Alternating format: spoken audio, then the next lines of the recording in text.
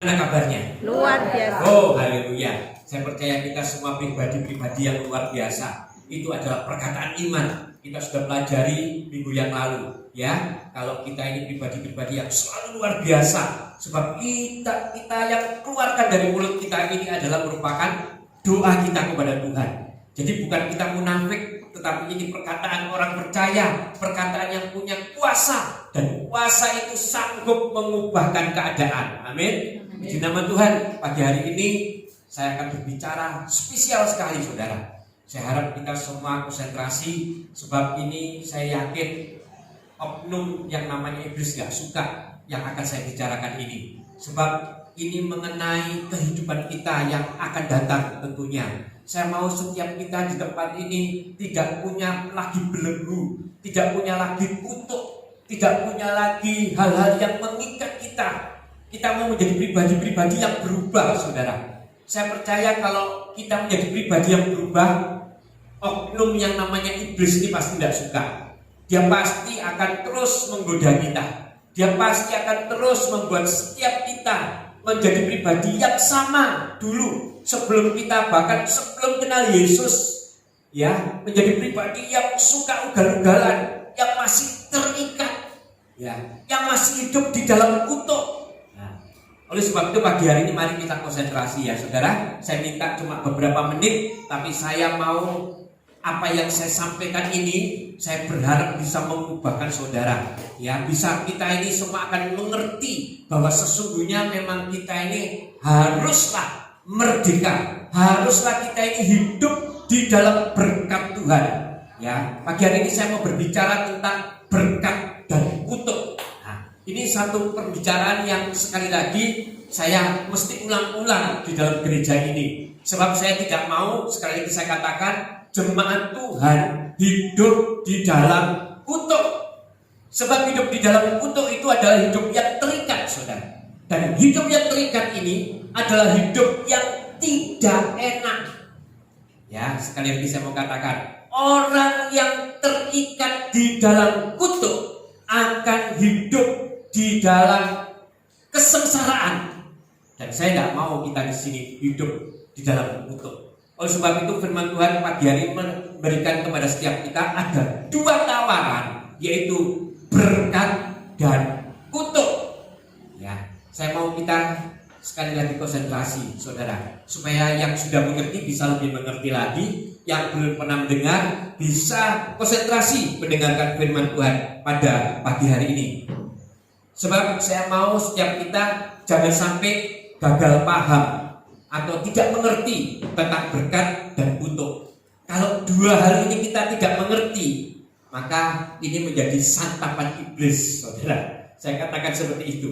Sebab orang yang tidak mengerti berkat dan kutuk itu pasti cenderung akan menjadi pribadi yang terikat, dan dia akan menjadi pribadi-pribadi yang sengsara di dalam kehidupannya. Ya, artinya sekali lagi saya mau katakan kepada saudara, ya, ketika kita nanti pulang, saya harap saudara ditanya oleh pasangan saudara mungkin atau keluarga saudara, apa yang difirmankan tadi? Aduh, tidak ngerti. Saya tidak mau sampai hal itu terjadi. Oleh sebab itu saya mau kita konsentrasi ketika kita ditanya apa firman Tuhan.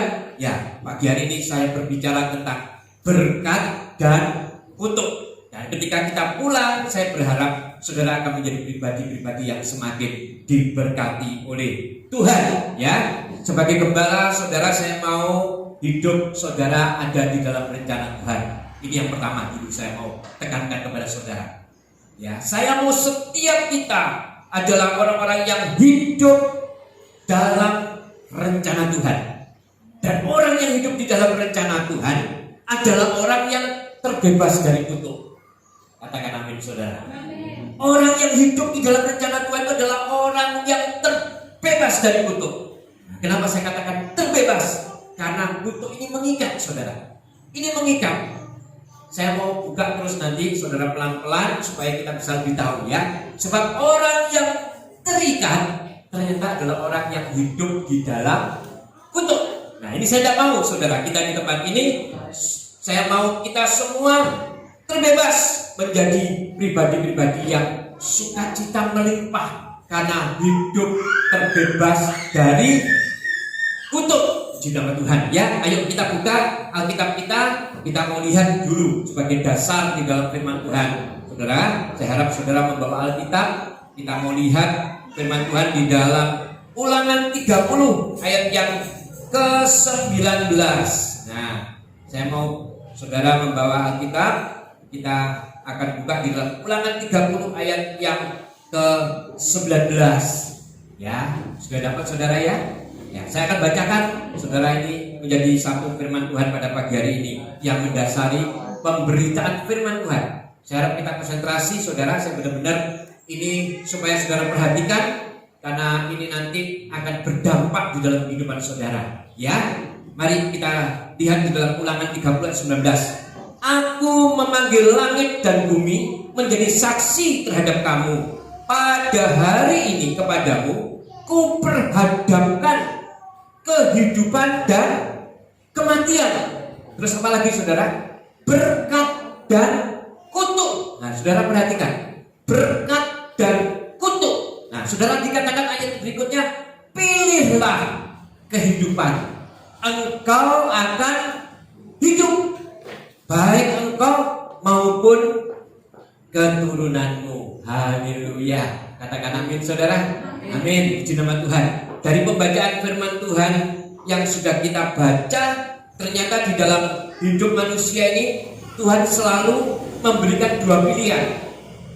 Nah, saudara lihat di dalam firman Tuhan tadi yang kita sudah baca.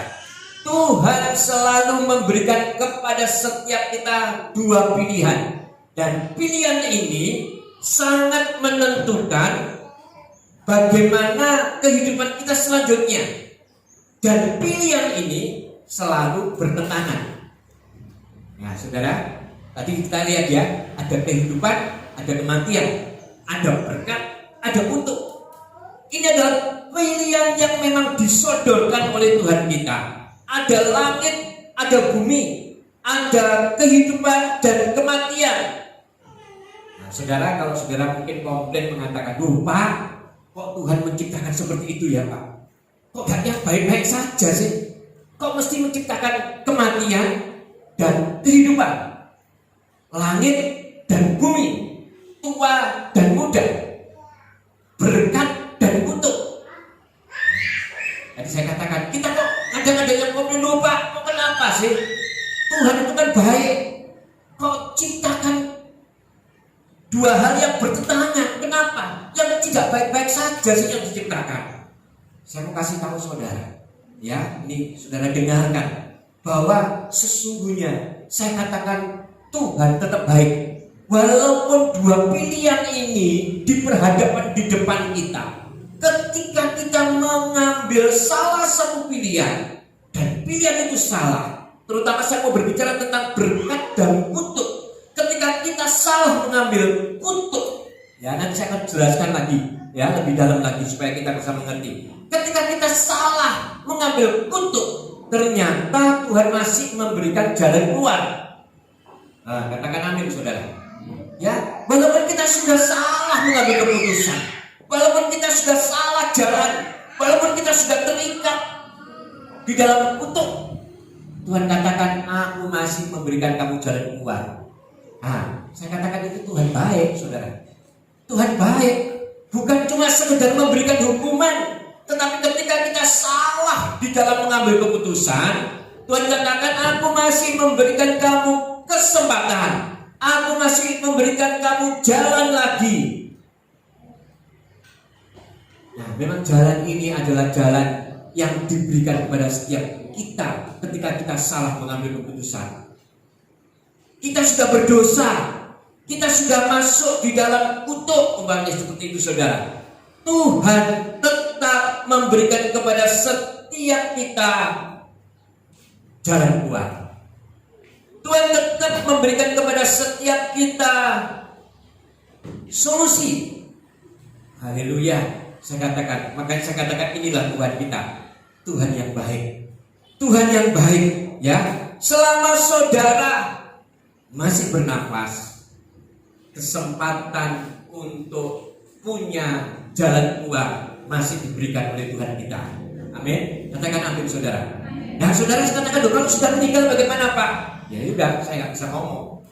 Makanya ketika kita masih hidup, ya, ketika kita salah mengambil keputusan, ketika kita salah mengambil, ternyata kita mengambil sesuatu jalan yang salah, dan ternyata kita hidup di dalam kutuk. Tuhan katakan masih ada jalan keluar. Kamu masih bisa terbebas. Kamu masih bisa mengalami pemulihan, asal memang kita masih hidup. Makanya seringkali ya, orang itu kalau sudah berdosa katakan, sudah apa? Kalau sudah mengerti firman kadang-kadang malah kurang ajar, saudara. Saya katakan, hidup masih gak karu-karuan. Nanti kalau aku sudah tua, aku baru bertobat. Kalau aku sudah tua, aku baru hidup sungguh-sungguh di dalam Tuhan. Ya kalau masih dikasih kesempatan, saudara. Tapi kalau Tuhan katakan, sudah cukup ya, selesai, pulang, kamu balik lagi. Balik ke rumah Bapa. Ya kalau ke rumah Bapa cuma dikatakan balik, selesai. Di dunia ini kamu sudah selesai. Nah, ketika kita masih hidup di dalam kutuk, saya tidak bisa ngomong lagi, saudara. Memang hukuman pasti kita akan dapat.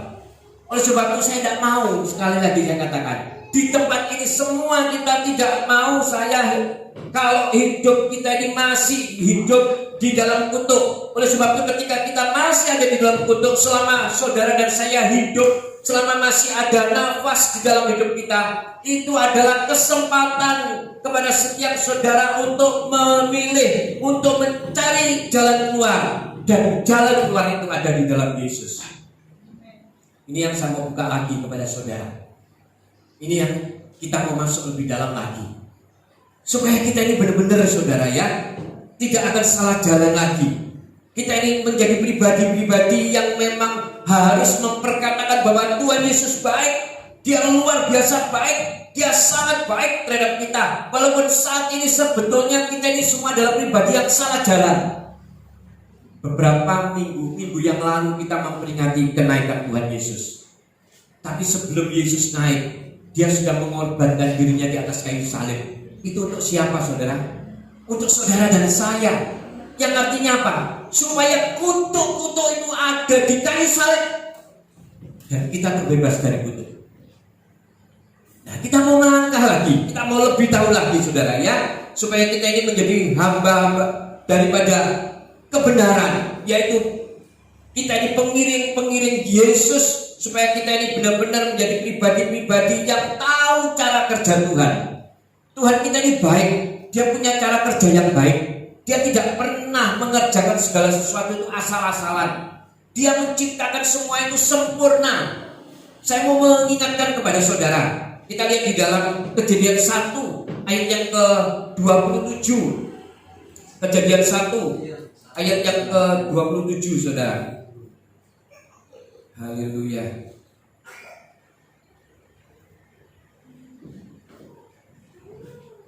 Ya, ini kita lihat di dalam firman Tuhan. Maka Allah menciptakan manusia itu menurut gambarnya. Menurut gambar Allah diciptakannya dia laki-laki dan perempuan. Diciptakannya mereka. Ayat 28. Haleluya.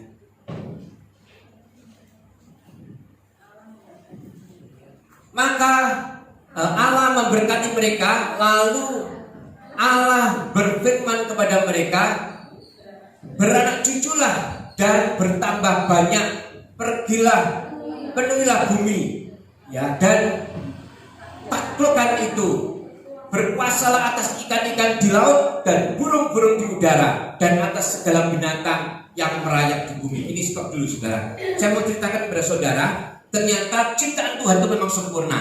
Saudara dan saya itu awalnya diciptakan sempurna. Saya ingatkan kembali ya, saudara.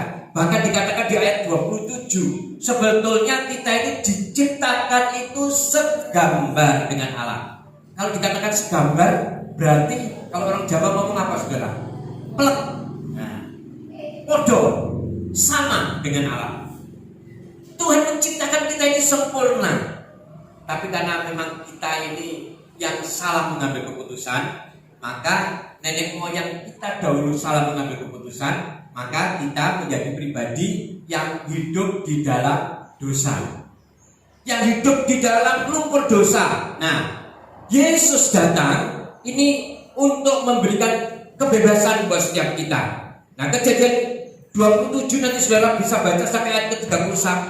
Itu adalah bukti cara kerja Tuhan yang begitu sempurna atas manusia, atas bumi, atas segala-galanya. Ciptaannya itu sempurna. Nah, apalagi kalau kita lihat, kita ini adalah anak-anaknya, anak-anak Tuhan. Saya percaya Tuhan pasti juga punya rencana yang sempurna atas hidup kita. Amin. Dia pasti punya rencana. Nah, ada pilihan besar yang diperhadapkan kepada kita, dan itu ternyata berpengaruh terhadap keturunan kita. Nah, ini yang saya tidak mau, saudara. Ini satu rahasia yang saya mau buka kepada saudara pada pagi hari ini. Kita lihat di dalam Mazmur 112 sampai ayat yang kedua. Ini yang pertama yang harus kita tahu. Ini tentang berkat, saudara ya. Mazmur 112 ayat yang kedua. Demikian firman Tuhan. 112. Mazmur 112 ayat yang kedua. Nah, kita lihat.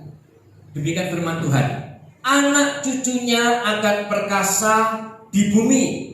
Angkatan orang benar akan diberkati. Nah, saudara, ternyata kalau saudara lihat firman Tuhan ini, apa yang saudara tangkap? Kalau saudara lihat, ternyata berkat itu diturunkan kepada anak cucu. Amin. Berkat Tuhan itu diturunkan ke anak cucu. Jadi ketika kita dikatakan sebagai angkatan orang yang benar, kita orang-orang yang hidupnya benar di hadapan Tuhan, itu kita ini punya berkat Tuhan. Dan berkat ini akan diturunkan kepada anak cucu. Jadi saudara catat, kalau berkat itu ternyata diturunkan. Kalau kita ini menjadi orang-orang yang benar, maka anak cucu kita pasti juga akan menikmati berkat daripada Tuhan. Sebab berkat itu memang diturunkan. Nah, oleh sebab itu saya mau ya kita semua ini kalau sama anak-anak, mari kita memberkati mereka juga. Saya selalu menghimbau kepada saudara untuk supaya kita ini punya mesbah keluarga. Mesbah keluarga ini gunanya untuk apa, saudara? Untuk kita satukan hati, berkumpul bersama anak, bersama suami, terutama kita sebagai orang imam di dalam keluarga, mengumpulkan mereka. Nah, di dalam doa, saudara coba biasakan untuk memberkati mereka. Tumpahkan tangan kepada istri, kepada anak, ya. Sebab saudara punya otoritas, terutama bapak-bapak, untuk memberkati mereka. Karena dikatakan di dalam ayat ini, keturunan orang benar itu akan diberkati oleh Tuhan. Jadi di dalam berkat yang Tuhan turunkan itu selalu dari atas ke bawah. Makanya seringkali ketika rumah tangga itu yang bertobat itu kepala rumah tangganya lebih dulu, maka seluruh rumah tangga akan langsung mengikuti. Ya, saudara, kalau saudara lihat, saudara perhatikan, kalau yang bertobat itu mamanya dulu, kadang masih perlu perjuangan, masih banyak berdoa. Sebab apa? Imamnya belum bertobat. Tetapi ketika imamnya ini sudah bertobat, ya, suami terutama saya katakan langsung to the point sudah, termasuk saya sebagai seorang suami. Ketika kita sudah mengambil keputusan untuk bertobat, maka seluruh anak cucu kita ini otomatis hidup di dalam berkat Tuhan, hidup di dalam berkat kita sebagai orang tua yang takut akan Tuhan. Ini ayatnya tadi sudah kita baca. Keturunan kita ini akan mendapatkan berkat, ya, akan mendapatkan saluran berkat. Nah, saudara, seperti saudara ketahui, ketika Harun juga diberkati, ya, itu mulai dari atas ke bawah. Nah, berkat inilah yang harus kita salurkan kepada anak cucu kita. Tumpahkan tangan, tak apa-apa, sebagai orang tua, terutama kepada anak-anak kita, kepada istri saya, kepada istri, ya, saya juga sering lakukan. Karena kita punya otoritas, saudara. sebagai suami-suami untuk memberkati mereka. Nah, yang kedua saudara, saya mau kasih tahu kepada saudara, ternyata kutuk itu juga diturunkan. Tadi kan ada berkat dan kutuk. Berkat itu diturunkan, tapi ternyata kutuk itu juga diturunkan. Ya, kita lihat sekarang, saudara, ayatnya. Saya tidak mau kita bicara asal ngomong. Saya ini berbicara secara alkitabiah. Kita lihat di dalam Bilangan 14 ayat yang ke-18. Bilangan 14 ayat yang ke-18. Nah, kita lihat. Tuhan itu, Bilangan 14 ayat ke-18. Ya, kita lihat firman Tuhan. Tuhan itu berpanjangan sabar dan kasih setianya berlimpah-limpah. Oh, Allah kita ini saudara. Ia mengampuni kesalahan dan pelanggaran, tetapi sekali-kali tidak membebaskan orang yang bersalah dari hukuman. Kalau saudara tidak lepaskan ini, saudara, dikatakan bahwa Allah kita tidak akan melepaskan dari hukuman. Bahkan Ia membalaskan kesalahan, ya saudara, kesalahan bapa kepada siapa saudara? Anak-anaknya. Terus dikatakan lagi apa saudara? Kepada keturunan yang ketiga dan keempat. Wow, ngeri saudara. Jangan sampai karena kesalahan orang tua, terutama kita ya suami, anak-anak kita ini mengalami yang namanya kutuk ini saudara. Pembalasan yang turun temurun. Ini yang harus kita benar-benar patahkan saudara. Nanti saya akan masuk bagaimana caranya supaya kita bisa terbebas dari kutuk ini. Bukan cuma sekedar saya mengatakan ini hal yang menakutkan, tapi tidak ada solusinya. Ada solusinya yang akan saya katakan nanti, yang akan saya sampaikan kepada saudara. Jadi ternyata apa yang kita lakukan dulu mungkin kita hidupnya tidak karu-karuan, ya. Kalau sampai sekarang kita masih tidak hidup yang benar di hadapan Tuhan, ternyata hati-hati. Makanya saudara tidak heran ya, kalau banyak orang anak-anak kadang anak itu nakal gitu ya. Saudara katakan, wah, gak bungun. Bapak siapa? Si A. Gak bungun. Bapak itu biar dimono. Ini ada nih saudara. Ini kutuk loh saudara. Saudara dengan menggalak ngomong, wah, gak apa-apa, memang manusia hidup seperti itu. Ini kutuk, saudara saya katakan. Kalau bapaknya itu tukang, ya saya ngomong, tukang senang kawin ngomongnya. Anaknya kadang ngomong, oh, anak iku, sepaudo. Ya sudah layak, memang keturunannya. Ini bahaya. Ini kutuk. Makanya harus dipatahkan saudara. Apa saudara mau kalau punya anak sukanya seperti itu? Atau mungkin masih terikat di dalam hal-hal yang tidak baik di hadapan Tuhan? Ya, mungkin terikat dengan minum-minuman seperti saya dulu, suka merokok, suka minum. Ini juga ikatan saudara. Kalau dibiarkan ini menjadi kutuk. Anak-anaknya nanti bagaimana kita bisa menasihati anak-anak kita, jangan minum loh ya, jangan merokok loh ya. Ternyata kita masih juga melakukan itu. Makanya ketika anak kita melakukan itu, maka akan dikatakan, oh, bapak yang ngono, gak apa-apa. Padahal itu kutuk saudara. Makanya harus dipatahkan ya saudara ya. Dipatahkan. Gak bisa kita ngomong kepada orang, kalau saya umpamanya masih suka minum, saya katakan kepada anak saya, jangan minum loh kamu. Apa bisa saya katakan seperti itu? Tapi kalau dia minum terus saya marah-marah, kamu kok yang minum? Dia bisa ngomong, lah kamu yang minum kok. Ya, ini juga hidup dalam kutuk. Makanya hati-hati saudara. Ya, saudara mau terbebas pagi hari ini. Saya mau kasih kunci-kuncinya saudara, supaya kita semua terbebas. Supaya kita jangan hidup di dalam kutuk.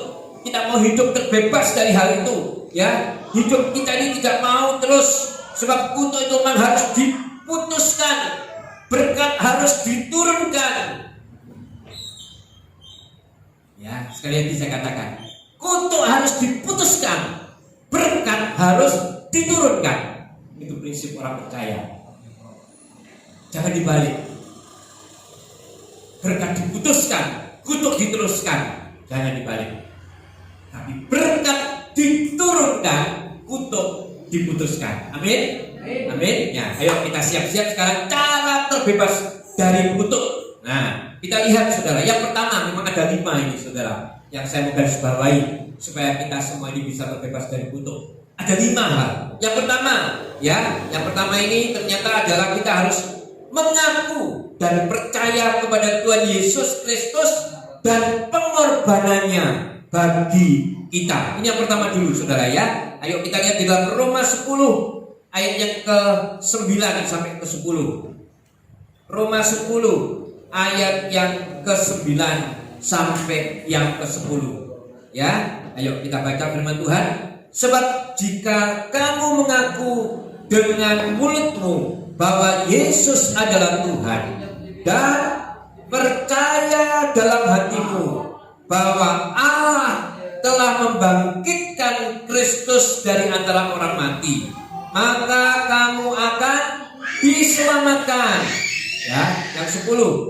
Karena dengan hati orang percaya dan dibenarkan, dan dengan mulut orang mengaku dan diselamatkan. Yang pertama kali kita harus mengaku bahwa Tuhan Yesus adalah Tuhan yang membebaskan kita dari kutuk. Ya, yang pertama, ya, mengaku dan percaya Tuhan Yesus atas pengorbanannya di atas kayu salib itu adalah untuk membebaskan kita dari kutuk. Ini yang pertama kali dulu kita harus lakukan.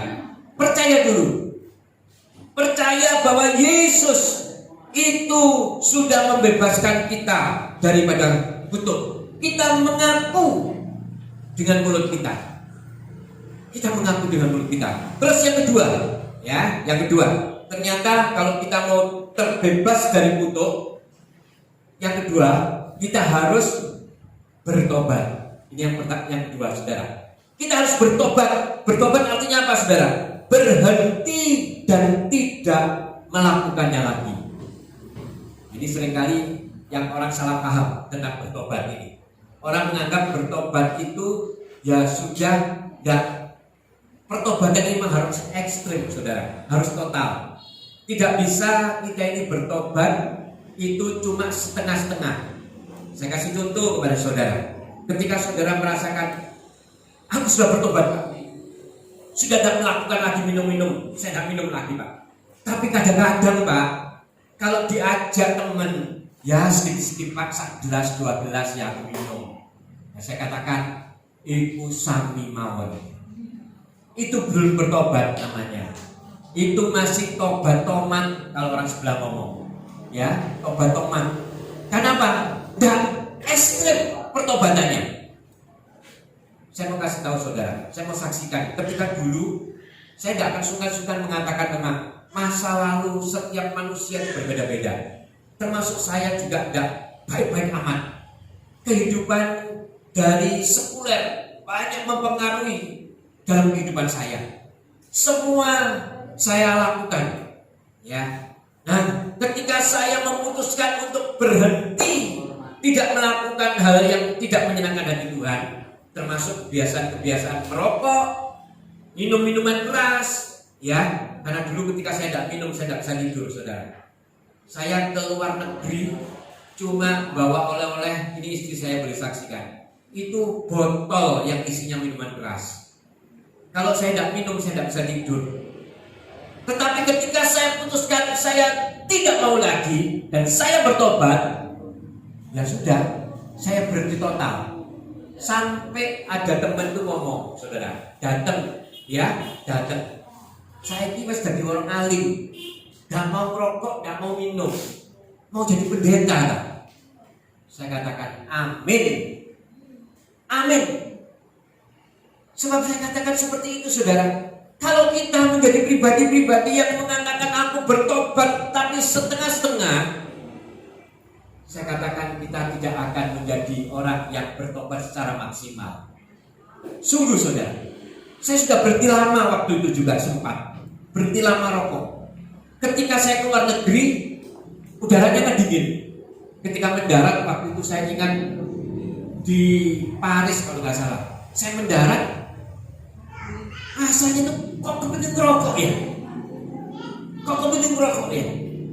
Nah, jadi ada godaan memang, saudara. Ada keinginan memang, saudara. Tapi saya katakan kalau kita benar-benar bertobat, maka kita katakan tidak, aku gak mau lagi. Nah, ketika kita sudah melakukan seperti itu, saya percaya kita pasti akan melakukan apa yang menjadi kehendak Tuhan. Ini cara yang kedua yang kita bisa terbebas dari kutuk. Ya, sudah tidak mau lagi, ya, berani melangkah untuk melepaskan ikatan dosa. Itu namanya bertobat. Sudah berani mengambil sikap ekstrem untuk tidak lagi melakukan hal-hal yang tidak menyenangkan hati Tuhan. Itu yang namanya bertobat. Sudah tidak mau lagi, bahkan menyentuh pun tidak mau.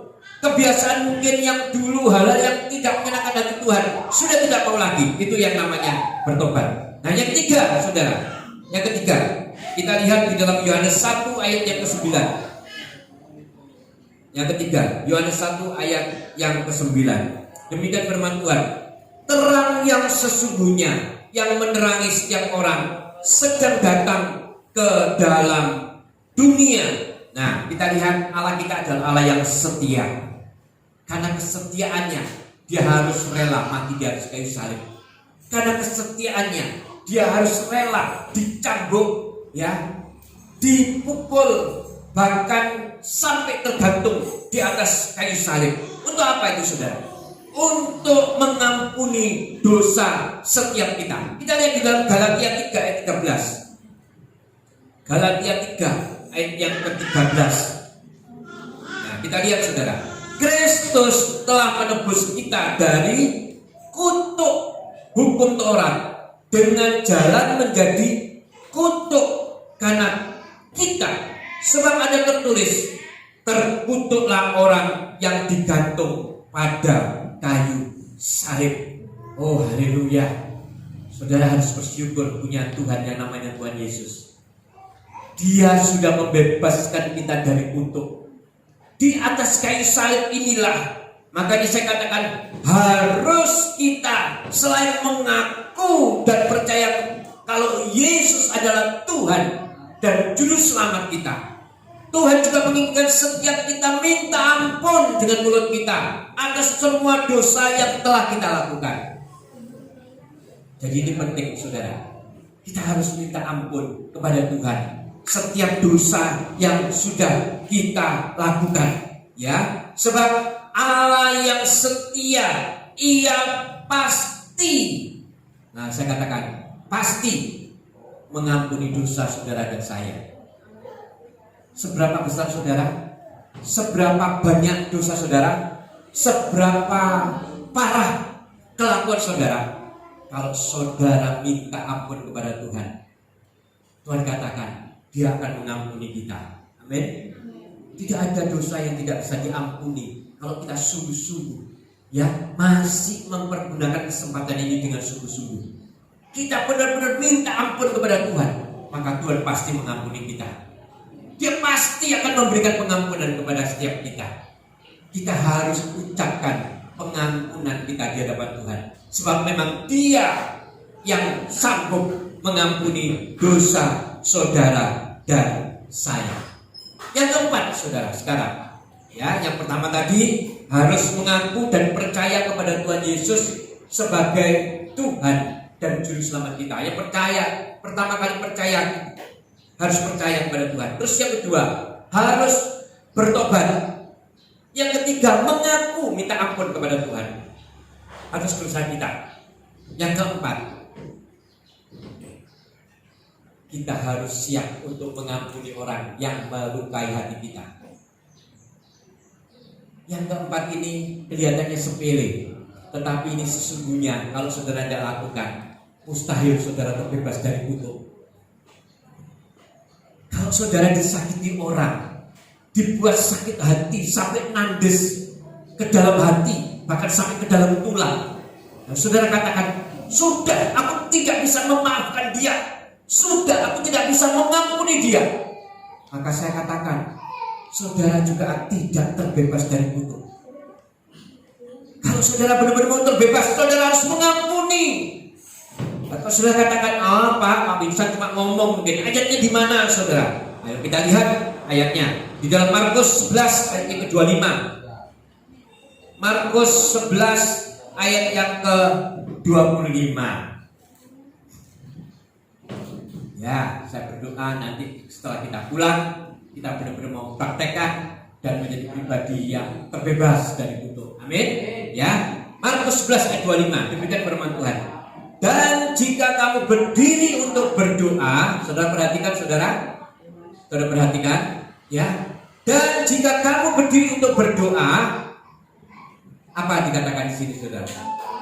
Ampunilah dahulu sekiranya ada barang sesuatu dalam hatimu terhadap seseorang. Ini firman Tuhan bukan? Tuhan Yesus sendiri yang ngomong.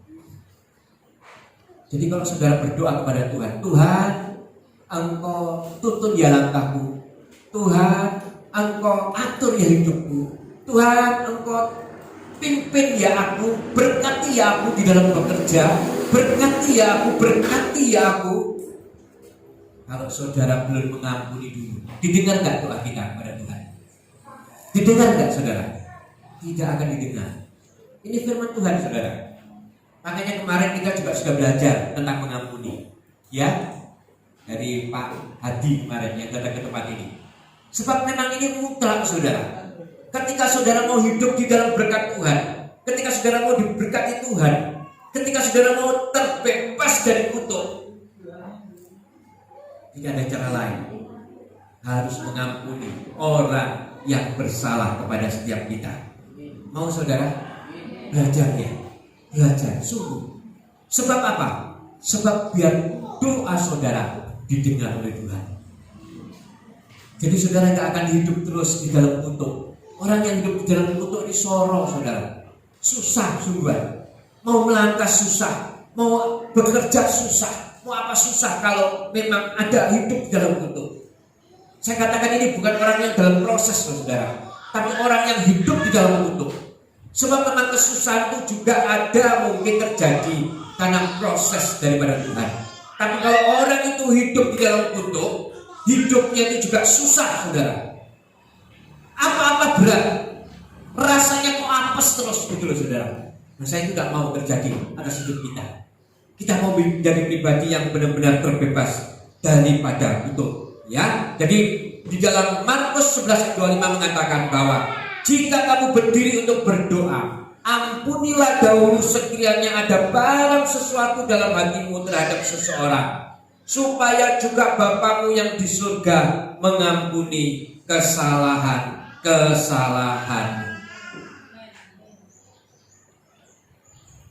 Penghalang besar kita untuk tidak bisa terbebas dari kutuk adalah sikap tidak mau mengampuni.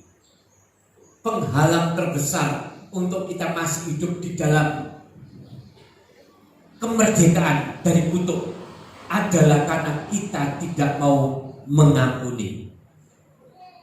Kita masih punya akar kepahitan, kita masih punya kebencian, kita masih punya sakit hati, kita masih punya mangkel sampai nandes ke dalam hati. Ini harus diampuni. Yang lama biarlah berlalu. Itu adalah merupakan sejarah. Tetapi yang baru yang harus saudara perhatikan, yang baru ini yang harus saudara lakukan, sebab saudara harus menjadi pribadi-pribadi yang terbebas di dalam kutuk. Terus yang kelima, saudara, ya, ayo, ini menarik sekali, saudara, ya. Yang kelima, bagaimana saudara supaya kita ini bisa putus daripada kutuk dan hidup di dalam berkat Tuhan. Ternyata kita harus berani dengan tegas memutuskan semua hubungan dengan kuasa kegelapan, okultisme. Mungkin kita dulu pernah hidup di dalam hal-hal seperti itu. Kita harus berani tegas mengatakan, ya, punya ilmu kekebalan mungkin, saudara, punya ilmu yang mungkin bisa membuat orang welas asih mungkin dengan kita. Kita harus dengan tegas mengatakan, aku sudah tidak mau lagi, dan memutuskan itu. Pemutusan hubungan dengan kuasa kegelapan atau berhala. Ayo kita lihat di dalam 2 Korintus 6 ayat yang ke-15. Ini ayatnya, saudara, ya. 2 Korintus 6 ayat yang ke-15 sampai ke-18. Ya, ini akan saya baca, saudara perhatikan firman Tuhan pada pagi hari ini. 2 Korintus 6 ayat yang ke-15. Demikian firman Tuhan. Persamaan apakah yang terdapat antara Kristus dan beliau? Apakah bagian bersama orang-orang percaya dengan orang-orang yang tidak percaya? Apakah hubungan bait Allah dengan berhala? Karena kita adalah bait daripada Allah yang hidup menurut firman Allah ini. Aku akan diam bersama-sama dengan mereka dan hidup di tengah-tengah mereka, dan aku akan menjadi Allah mereka dan mereka akan menjadi umatku. Nah, 17 dikatakan, sebab itu keluarlah kamu dari antara mereka. Putus, tidak ada hubungan, saudara. Dan pisahkanlah dirimu, ya, tidak ada bersentuhan lagi. Pisahkanlah dirimu dari mereka, firman Tuhan. Dan janganlah menjamah apa yang najis. Tidak ada hubungan lagi, saudara, ya. Maka aku akan menerima kamu. Nah, ayat 18. Dan aku akan menjadi apa, saudara? Bapamu.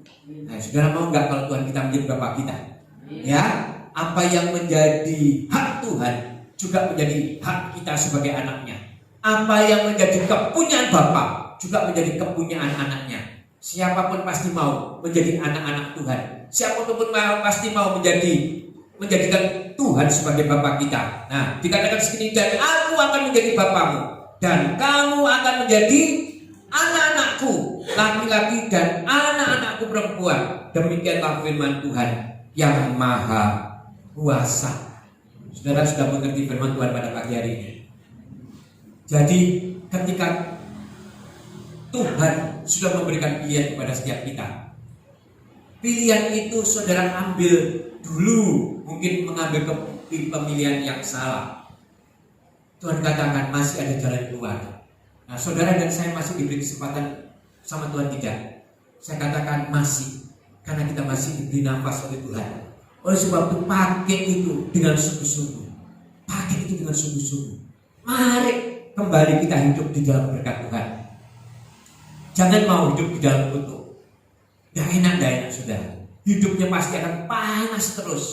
Hidupnya pasti akan penuh dengan ketidaknyamanan, saudara. Mari kita sungguh-sungguh memilih hidup di dalam berkat Tuhan. Ya, sebab memang kutuk itu harus kita putuskan dan berkat harus kita turunkan kepada anak cucu kita. Jangan sampai anak cucu kita itu menerima, ya, kesalahan yang pernah kita lakukan. Kalau itu kesalahan kita yang nanggung sendiri, mungkin itu masih wajar buat kita. Tapi kalau kesalahan yang kita lakukan ditimpakan kepada anak cucu kita, saya percaya sekuat-kuatnya kita pasti akan menjadi pribadi yang akan ngersuloh atau nelongso. Kok bisa sampai seperti itu ya? Makanya kita harus buru-buru memutuskan ini, saudara. Kalau saudara cinta dengan keturunan saudara, kalau saudara cinta dengan hidup saudara, kalau saudara cinta dengan keluarga saudara, hiduplah di dalam berkat Tuhan, yang artinya kita bebas daripada kutuk. Nah, caranya bagaimana? Saya mau rangkum tadi. Yang pertama, kita harus mengaku atau percaya Tuhan Yesus sebagai Tuhan dan Juru Selamat kita. Yang kedua, kita harus bertobat, benar-benar bertobat, bukan tobat yang asal-asalan, tapi benar-benar bertobat. Yang kedua, kita harus minta ampun atas dosa-dosa kita kepada Tuhan. Itu mungkin saudara punya pribadi dengan Tuhan. Katakan, Tuhan, aku ampuni ya Tuhan, aku sudah pernah melakukan ini. Ngomong dengan Tuhan, cerita di dalam doa kepada Tuhan. Terus yang keempat dikatakan mengampuni orang yang bersalah kepada kita. Mengampuni. Ya wes Tuhan, aku ampuni dia. Ya, tak ampuni kamu. Ya, tak ampuni. Aku sudah mengampuni engkau. Kenapa? Karena firman Tuhan mengatakan, kalau engkau mengampuni orang yang bersalah kepada kamu, maka aku pun akan mengampuni dosa-dosamu. Maka ketika Tuhan mengampuni dosa kita, maka kita ini hidup di dalam berkat Tuhan. Dan yang kelima dikatakan, kita harus berani memutuskan hubungan dengan kuasa-kuasa kegelapan. Karena kuasa-kuasa kegelapan ini seringkali membuat kutuk yang turun-temurun, yang harus benar-benar kita putuskan, saudara. Saudara sering ya mendengar kalau ada orang zaman-zaman dulu masih punya pegangan ini, pegangan itu, mau mati aja susah, dan harus mencari keturunannya untuk diberikan. Ya kan? Sering ya saudara ya. Kalau bukan keturunan yang terima, maka ini akan sulit untuk bisa melepaskan itu. Nah ini kutuk saudara. Kenapa kok ia harus kasihkan keturunannya? Karena ini firman Tuhan mengatakan kutuk itu juga diturunkan. Makanya dia cari orang yang pas. Oh ini harus yang pas, keturunanku dikasihkan. Kutuk ini dikasihkan kepada anak cucunya. Nah hati-hati saudara. Makanya kita harus patahkan itu saudara. Kita putuskan tidak mau lagi. Kita tidak mau lagi. Nah, caranya bagaimana? Ketika kita sungguh-sungguh melakukan 5 hal tadi, tidak berhubungan lagi. Saudara, kita semua sudah menjadi orang-orang yang terbebas dari kutuk. Dan ada satu hal lagi. Ini yang paling penting yang saya mau katakan kepada saudara. Ketika saudara sudah melakukan 5 hal ini, ada satu hal lagi yang harus saudara lakukan. Saudara harus benar-benar percaya kalau saudara sudah terbebas dari kutuk. Sebab seringkali ketika saudara sudah melakukan 5 hal ini, iblis itu masih mengatakan, kamu ini orang yang berdosa loh, kamu tuh masih hidup di dalam ini loh, dalam itulah, terus menuduh kita. Karena iblis ini adalah pendakwa kita. Kalau kita terus didakwa terus, suwe-suwe ya kita ini berasakan, oh iya, jangan-jangan aku masih berdosa, jangan-jangan aku masih hidup dalam kutuk. Tapi kalau kita sudah melakukan 5 hal ini, yakinlah kita sudah melangkah hidup terbebas dari kutuk. Ya sudah, jangan diingat lagi. Amin, saudara. Tuhan sendiri mengatakan, sejauh timur dari barat, aku membuang dosamu. Tak pernah aku ingat lagi pelanggaranmu. Saudara mau dilupakan oleh Tuhan pelanggaran-pelanggaran kita. Hanya Yesus yang bisa. Hanya Yesus. Sebab dengan kemampuan kita, dengan kebaikan kita, kita tidak bisa terbebas di dalam dosa-dosa kita. Kita tidak bisa karena kebaikan kita beroleh mahkota kerajaan surga. Tidak bisa kita masuk di dalam kerajaan surga. Cuma melalui salib Kristus. Cuma melalui Kristus. Oleh sebab itu, ketika sudah melakukan 5 hal ini, sekali lagi saya katakan, kita sudah terbebas dari dosa. Dan jangan mau lagi diintimidasi oleh iblis. Ayat yang terakhir saudara, kita lihat di dalam Efesus 3 ayat yang ke-20. Ayat yang terakhir ya, Efesus 3 ayat ke-20. Demikian firman Tuhan, bagi dialah yang dapat melakukan jauh lebih banyak daripada yang kita doakan atau pikirkan. Nah saudara, kita perhatikan, ketika saudara hidup di dalam berkat Tuhan, Tuhan katakan ketika saudara berdoa, jawaban doa itu bisa lebih dari apa yang kita bicarakan, bahkan kita pikirkan. Jawaban ini akan saudara dapatkan, ya, seperti yang ternyata dari kuasa yang bekerja di dalam kita. Jadi ketika kita benar-benar hidup di dalam berkat Tuhan, melakukan 5 hal tadi yang saya sudah sebutkan, maka kita akan menjadi pribadi-pribadi yang terbebas dari kutuk. Dan ketika kita berdoa, kita memperoleh jawaban lebih dari apa yang kita doakan. Mungkin saudara mengatakan, aku kepingin Tuhan terbebas dari hutang, ya, aku kepingin Tuhan mempunyai pekerjaan yang tetap. Semua akan Tuhan tambahkan, mungkin lebih lagi yang saya tak bisa mengatakan. Sebab firman Tuhan mengatakan, kuasa yang di dalam saudara inilah yang akan memberikan kekuatan kepada saudara, yang akan membangkitkan saudara, yang akan membuat saudara menjadi pribadi yang dijawab doanya dan terbebas dari kutuk dan hidup menjadi orang-orang yang diberkati Tuhan.